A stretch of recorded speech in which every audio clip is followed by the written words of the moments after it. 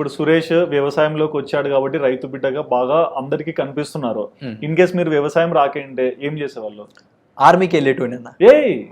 ఏదైనా దేశ సేవే. దేశ సేవ. ఏంటి ఆర్మీ? ఆర్మీ చిన్నప్పటి నుంచి బాగా పిచ్చి అన్న ఆర్మీకి పోవాలంటే. ఓకే. వ్యవసాయం అయితే ఉన్నది కదా ఆల్రెడీ చిన్నప్పటి నుంచి.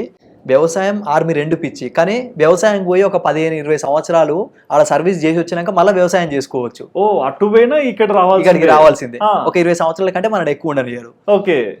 ఆడికి పోదాననేసి మస్తు ప్లాన్లు చేసిన చిన్నప్పటి నుంచే. వ్యవసాయం చేసుకుంటా డిగ్రీ కంటిన్యూ చేసుకుంటా army Warangal rally, Karimnagar rally, Siddipet rally అని టచ్ చేసిన కానీ ఇక్కడ వర్కులు ఉండడం వల్ల ఇక రోజు పొద్దుగాల లేసి కొట్టేది.